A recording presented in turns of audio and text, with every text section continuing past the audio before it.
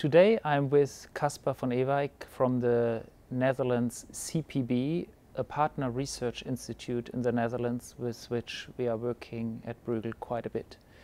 We have had a very interesting lunch debate on early warning indicators for debt sustainability, and we're discussing how to deal with uncertainty of debt levels going forward. We have missed many things in this crisis, but I think we have also missed some of the fiscal crises that have emerged in some countries.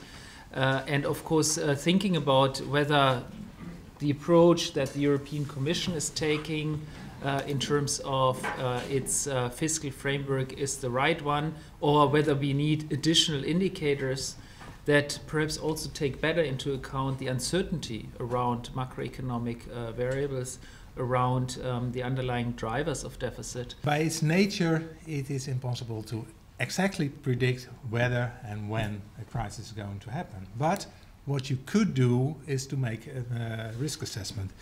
Looking back to 2007, before the crisis, we think that this type of indicator might have some predictory power.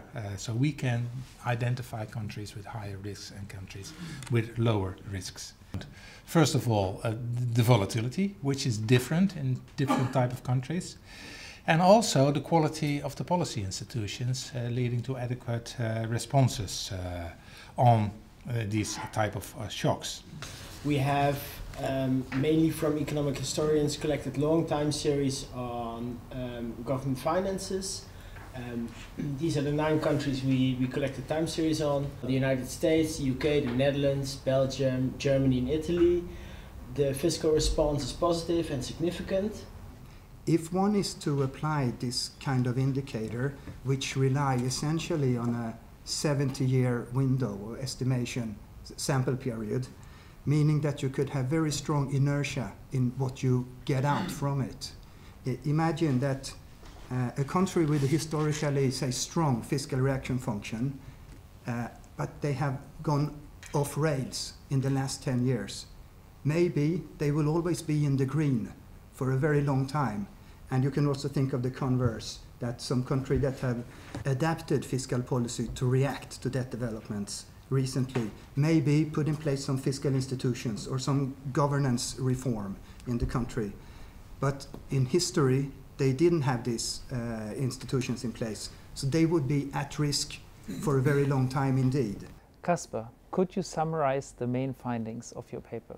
The main findings are that uncertainty about economics, interest rate and the growth rate is very important for sustainability of public finances. And also the policy response, in what degree governments are able to react in a proper way to setbacks when there is low growth or high interest rates. When we see a clear difference between countries having good policy responses and countries with little policy response. And in general, countries with strong policy responses are far more stable than countries with little policy response. So how concretely, Caspar, is your analysis translating into policy advice? I mean, what kind of indicators do you derive, and what would you suggest to governments to do given this uncertainty? Our analysis is useful for governments to sketch the possible developments of their public finances. I think we, rather than focusing just on the expected path, we should be more aware of the risks involved. It's not always sunny weather, and again you can have adversities and setbacks. And our indicator is also useful to make a distinction where probably risks are.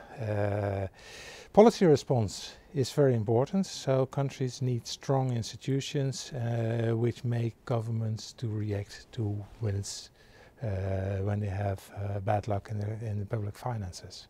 So you emphasize the importance of institutions, fiscal institutions, but also political institutions. And of course, this has become a very relevant topic now with the latest discussions in the United States about the debt ceiling, which is also an institution.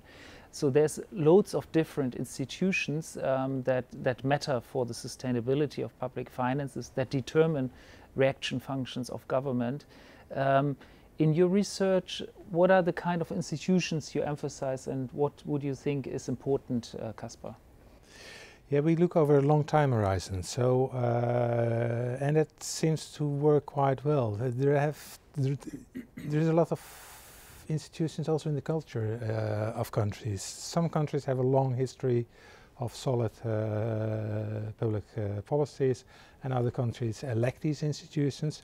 So I think we can identify the countries with strong policy institutions, that the other countries can learn from these stronger countries.